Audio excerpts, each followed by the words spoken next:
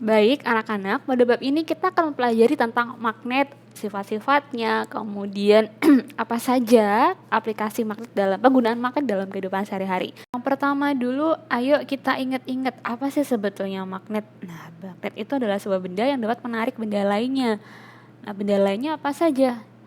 Ini yang terbuat dari besi, baja, dan logam-logam. Nah, kalau diingat-ingat logam apa saja yang dapat ditarik oleh magnet, kalian ingat-ingat ada coins ya, dari bahasa Inggris tapi koinnya cobalt, I-nya iron atau besi, N-nya nikel, dan S-nya steel atau baja. Nah, sehingga kita tahu bahwa magnet itu terdiri dari dua kutub, yakni kutub selatan dan kutub utara, south and north ini harusnya ya. Tapi di sini S dan U biasanya. Bentuknya magnet ada banyak ragam. Yang biasanya kita tahu ada yang bentuknya batang, ada yang bentuknya ladam atau yang tapal kuda. Ada yang bentuknya kepingan logam. Ini kalau misalnya ada di alat-alat elektronik yang kecil-kecil tuh, termasuk kalau ada pakai HP flip. Nah, ada yang merek jarum, ini nanti kalau di kompas, ada yang bentuknya silinder dan bentuknya cincin. Selanjutnya kita harus tahu kok bisa sih Bu ada dua kutub dan bagaimana antar dua kutub itu saling berinteraksi. Nah, perlu kita ketahui kalau di magnet itu dia sebetulnya ada garis gaya magnet yang imajiner. Artinya tidak nampak gitu. Nah, kalau kita amati dari gambar ini, dia seakan-akan keluar dari daerah utara dan masuk ke daerah selatan. Nah, jadi yang kita tahu itu ya, ketika di kutub utara dia akan membentuk garis gaya magnet yang keluar. Sementara di kutub yang selatan dia akan garis gaya magnetnya yang masuk. Nah, inilah yang menjadi seakan-akan peristiwa kalau kita tahu antar dua magnet yang sejenis itu akan tolak menolak, ya kan? Kenapa kok bisa tolak menolak? Nah, karena kalau diamati di sini nih antar kutub selatan dengan selatan itu kan garis gayanya tidak ada saling sinambung gitu, alias ya tidak ada ketemu garis yang keluar masuk. Nah, maksudnya gimana sih Bu? Ini coba diamati yang kutub berbeda ini antara selatan dan utara. Kita tahu tadi kalau di garis gaya magnet utara dia akan keluar, sementara yang selatan dia akan masuk. Nah, inilah menunjukkan bahwa terjadi gaya tarik menarik jika kutub tidak sejenisnya saling didekatkan. Sementara ada dua kutub yang tidak sejenis dan didekatkan, dia akan tolak menolak. Oke? Nah, sekarang teori kemagnetan bumi. Nanti di bumi di bumi kita gitu ya, itu ada kutub medan magnet yang paling terbesar. Makanya ketika menggunakan kompas, kok kompas bisa menunjukkan arah? Karena ya tadi di kompas sendiri itu adalah magnet. Nah, magnet itu ketika kita taruh di daerah yang bermagnet juga, dia akan ada interaksi antar kutub-kutubnya gitu. Kalau kita buat kompas itu kan seakan-akan selalu menunjukkan arah utara ya. Kalau bukan seakan-akan sih, biasanya nanti kalau dibaca, oh dia akan selalu menunjukkan arah utara dan selatan karena ada sebetulnya garis gaya magnet di kutub utara bumi nih dan juga kutub selatan, tapi tidak tegak lurus. Kenapa? Karena ada sudut inklinasi dan deklinasi. Nah, bedanya di mana? Sudut deklinasi itu adalah sudut simpangan dari kutub utara. Nah, ini kalau kutub utaranya bumi harusnya kan kutub utara bumi di sini kan, Bu? Iya, betul. Ini adalah kutub utara, tapi kalau di magnet itu menunjukkan kutub selatan bumi. Makanya kalau di kompas utaranya akan ke arah sono gitu ya. Karena ini adalah kutub selatan magnet, dia akan menarik dengan kutub yang berbeda. Nah, jadi deklinasi itu yang di bawah sini. Kalau ada garis gaya imajinernya, nah ini yang deklinasi. Dan inklinasinya ada di sini. Inklinasi. Oke, sekilas saja. Selanjutnya, nah ini yang perlu diketahui, bagaimana cara membuat benda agar memiliki sifat kemagnetan. Nah, jadi istilahnya cara membuat magnet itu pakai cara apa saja, Bu? Ada 3 cara yang umumnya digunakan. mulai dari menggosok, kemudian diinduksi, dan juga dialirkan arus listrik atau yang dikenal dengan nama elektromagnet. Yang pertama dulu, ketika menggosok. Nah, untuk penggosokan ini arahnya harus searah. Dia tidak bisa kalau berbeda arah. Ya, kenapa harus searah, Bu? Ya, kita tujuannya ingin membentuk kutub utara dan kutub selatan. Nah, kalau di sini arahnya ke sana nih. Nanti di video deh Ibu jelasin. Nah, untuk induksi benda-benda yang bisa dijadikan magnet, misalnya besi atau baja, itu didekatkan dengan magnet. Ini lama-lama ini akan termagnetisasi. Di sini akan terbentuk kutub selatan. Ya, kenapa selatan, Bu? Karena ini didekatkan dengan kutub utara sehingga garis-garis gaya magnet yang terbentuk di sini adalah kutub selatan. Ya. Untuk ini yang agak susah nih, arus listrik yang elektromagnet. Nah, di elektromagnet ini ada sebuah benda juga sama yang terbuat dari besi atau baja, lalu dialirkan oleh lilitan kawat. Nah, lilitan di sini yang akan mempengaruhi. Kalau kita ingat kembali, arus listrik itu mengalirnya dari kutub yang positif ke kutub yang negatif kan. Jadi kalau seakan-akan kalau di rangkaian listrik dari yang daerah panjang, dari garisnya panjang ke garisnya kecil. Nah, ketika kita menemukan garis panjang di sini, nah ini munculnya dari belakang tangan kan? Dari belakang besinya. Jadi seakan-akan, nah dia menunjukkan kalau kita kepalkan tangan kanan kita, nah itu akan, ini harus pakai di video sih nanti. Gambarnya akan kayak gini. Jadi garis-garis gaya magnetnya dia akan masuk ke dalam. Nah, ketika masuk ke dalam, ibu jari itu menunjukkan kutub utara. Nah, sehingga di sini terbentuklah kutub utara, sementara di ujungnya menjadi kutub selatan. Oke, coba kita amati. Nah, ini adalah cara pembuatan magnet dengan cara digosok. Nah, kalau digosok tadi apa ketentuannya? Iya, ketentuannya dia harus searah. Dan tidak hanya cukup sekali 2 kali dia digosok, tapi harus sebanyak-banyaknya. Nah, ketika digosok searah seperti ini, nanti bagaimana hasil akhirnya? Nah, hasil akhirnya, kalau tadi ketika digosokkan di sini kan kutubnya digosokkan dengan kutub utara magnet kan ya. Nah, daerah yang pertama kali digosokkan itu akan terbentuk kutub yang pertama daerah yang digosokkan gitu. Pertama digosokkan daerah sini nih. Nah, ini akan terbentuk kutub utara. Nah, yang di ujung akan terbentuk kutub selatan. Ya, diingat-ingat daerah pertama kali digosok akan sama dengan ujung kutub yang digunakan untuk menggosok. Iya, ini sama-sama utara dan di ujungnya selatan. Setelah itu yang kedua, dengan elektromagnet. Nah, ini sebetulnya kalau kita di sekolah nanti bisa praktek nih. Ya, nah ini ada lilitan paku gitu. Paku dililitkan dengan kabel, yang kabel ini kemudian nanti akan dialiri oleh arus listrik. Dari mana? Dari sumber arus listriknya dari baterai di sini. Nah, bagaimana pembentukan kutubnya kalau di elektromagnet?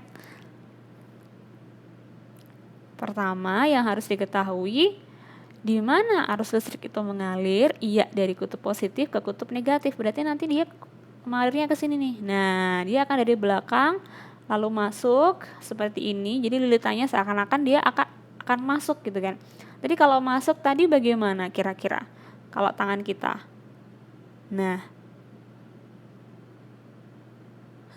Ibu nggak pinter gambar ya. Nah, ini kalau masuk dia akan menunjukkan seperti ini. Iya, sehingga sini menunjukkan utara dan di sini selatan. Nah, ini untuk garis-garis gaya magnet yang masuk kan. Apakah benar nanti perkiraan Ibu nih? Coba diamati. Nah, arus listriknya seakan-akan masuk gitu ya. Masuk ke tubuh kita, masuk ke daerah dalam dari tubuh kita. Sehingga kutub yang terbentuk adalah di sebelah ujung sini adalah utara karena sesuai dengan kaidah tangan kanan tadi. Ini utara, sementara ujung satunya adalah selatan. Dan terakhir, ini induksinya tidak ada. Nah, ini langsung aja dijelasin. Kalau tadi cara pembuatan magnet, sekarang bagaimana magnet itu dihilangkan sifat-sifatnya? Dengan cara apa, Bu? Ini pertama, apa kira-kira? Yuk. dijatuhkan. Setelah dijatuhkan, dipanaskan. Setelah dipanaskan nanti ada apa lagi? Dialiri listrik. Nah, itu juga bisa menghilangkan sifat kemagnetan. Videonya yuk. Oke, ini adalah kesimpulannya tadi, dijatuhkan, dipukul, dijatuhkan berulang kali atau dipukul. Ya, setelah itu dialiri oleh arus listrik yang bolak-balik AC gitu. Jadi kalau listriknya kan searah tadi tuh yang DC. Nah, sekarang dialirkan secara bolak-balik. Awalnya tadi ke sini arusnya, setelah itu dibalikkan lagi sehingga arusnya dari sini, balik lagi ke sana dari sini gitu. Nah, itu akan menghilangkan kemagnetan dari benda ini. Terakhir tadi dipanaskan atau dibakar. Nah, ini adalah sifat-sifat jenis-jenis sifat dari bahan magnet. Jadi ketika magnet itu dibuat atau magnet itu dipotong gitu ya, itu akan membuat kutub-kutub baru. Kenapa kok bisa membentuk kutub-kutub baru? Nah, ini nih yang daerah selatan dan utara. Nah, nanti satu daerah akan terbentuk kutub utara. Loh, padahal tadi kan kutub awalnya kan selatan, Bu. Kok bisa terbentuk utara? Nah, ini karena ada magnet elementer. Jadi sebetulnya benda-benda itu memiliki sifat magnet yang awalnya itu tidak beraturan. Nah, makanya juga ini dipraktekkan dengan cara pembuatan magnet digosok. Nah, ketika digosok sebetulnya sifat magnet yang ada di dalamnya ini ke elementernya itu disarahkan gitu.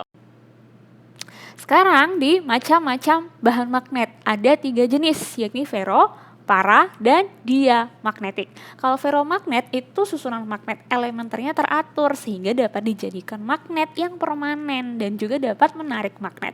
Tadi ingat ya di awal coins, kobalt, nikel, iron besi, S-nya steel, baja.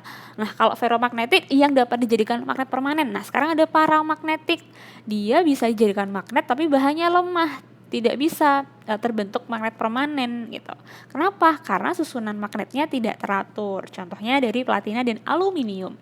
Terakhir ada benda-benda yang susunan elementernya tidak teratur sama sekali sehingga tidak dapat dijadikan magnet. Siapa saja ya?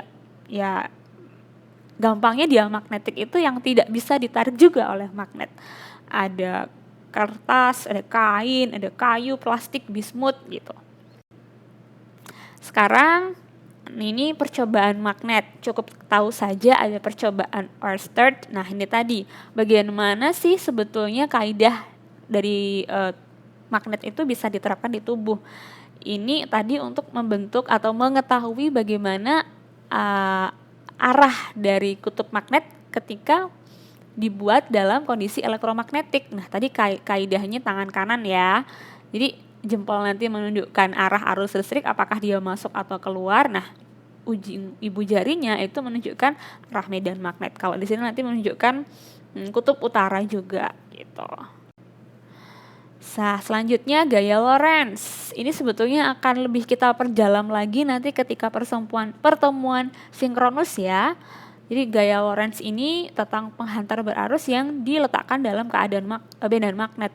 Jadi nanti bisa nih diprediksi ketika ada arah arusnya kemana, arah medan magnetnya kemana. Nah, satunya dia akan menunjukkan arah gaya Lorentz. Ini kaidah. Ini harus pertemuan nih supaya ada gambaran. Pengaplikasiannya saja ya. Nah, gaya Lorentz ini diaplikasikan dalam kehidupan sehari-hari. Pertama untuk pembuatan bel listrik. Kok bisa sih bunyi bel, Bu? Ketika dipencet, seperti apa nih ceritanya kok bisa membunyikan lonceng atau sebuah benda atau ya alarm gitu kan ya. Nah, ini di sini nih komparannya. Ini ada videonya sih nanti ya. Setelah itu telepon rumah juga. Itu termasuk aplikasi dari gaya Lorentz. Nah, induksi elektromagnetik atau percobaan Faraday ini cukup tahu juga untuk sementara bahwasanya saat magnet diam itu tidak perubahan garis gaya magnet. Tapi dalam percobaan Faraday ketika magnet digerakkan menjauhi dan mendekati akan menimbulkan perubahan garis gaya magnet. Nah, garis gaya magnet ini lah yang dapat ditarik kesimpulan bahwa perubahan medan magnet itu dapat menghasilkan arus listrik. Nah, ini nanti dipraktekkan atau diaplikasikan dalam pembuatan motor listrik nih kalau dalam kehidupan sehari-hari. Ada lagi nanti juga hukum Lenz. Nah, hukum Lenz itu adalah faktor-faktor yang mempengaruhi gaya GGL induksi dari magnet. dipengaruhi oleh banyak lilitan, kecepatan gerak, dan besarnya kuat medan magnet. Oke, cukup tahu dulu di awal. Nah, ini adalah generator yang merupakan alat untuk mengubah energi mekanik menjadi energi listrik. Dari mana? Dari tadi penerapan percobaan Pak Faraday gitu. Nanti ada videonya aja, kalau dijelaskan seperti ini mungkin bingung gitu ya.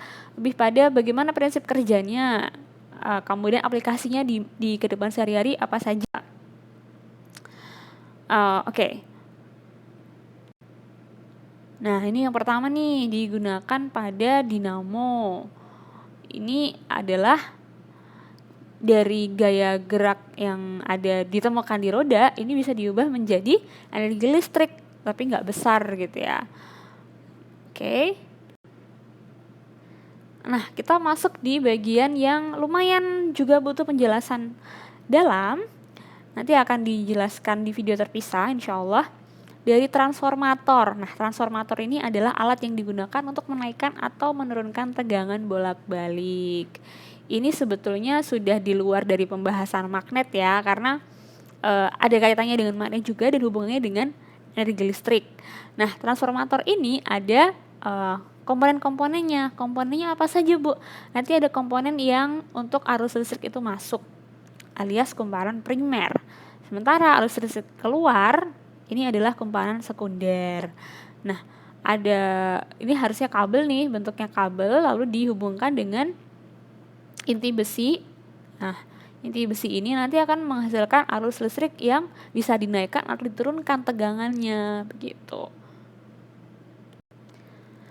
Ada 2 jenis trafo anak-anak, yakni trafo yang step up dan trafo step down. Bedanya di mana? Untuk step up, namanya step up itu untuk menaikkan tegangan. Jadi kalau misalnya gini nih, punya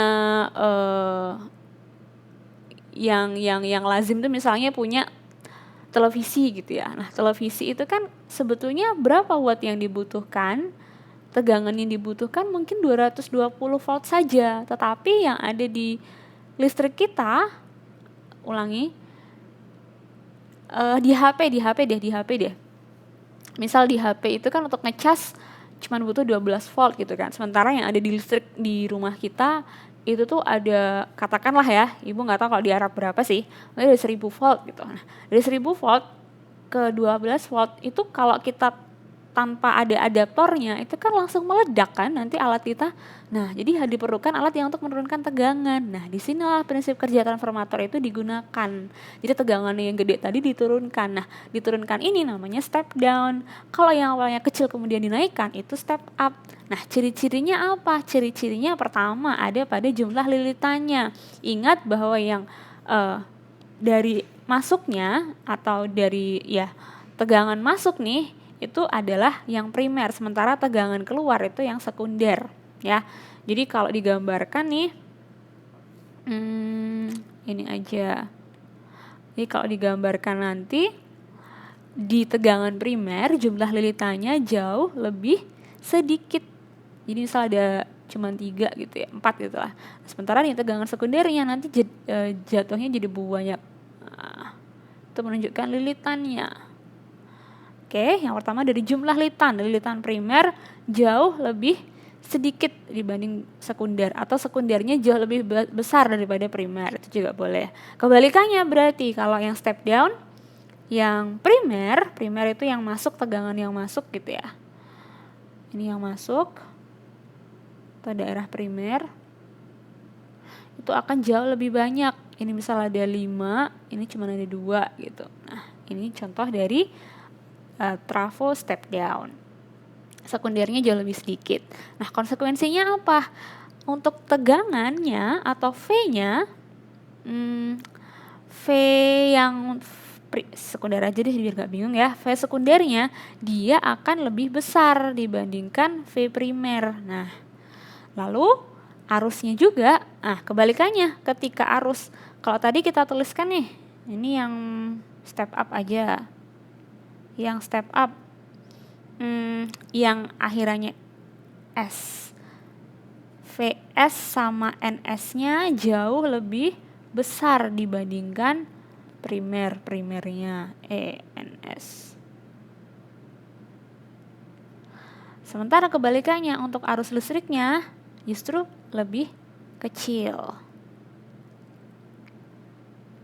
yang di sekunder. Nah, kalau gitu step down kebalikannya ya. V sekundernya lebih kecil dibanding V primer. Jumlah lilitan sekundernya juga lebih kecil dibandingkan primer. Dan terakhir, kuat arus sekundernya jauh lebih besar dibandingkan kuat arus primer. Nah, ini adalah persamaan transformator yang akan kita bahas. Insya Allah mungkin nanti setelah PTS ya, akan ada soal-soal yang bisa kita kerjakan dari persamaan transformator. Oke? Disalin dulu tidak apa-apa, setelah itu kita bahas pada sesi sinkronis berikutnya.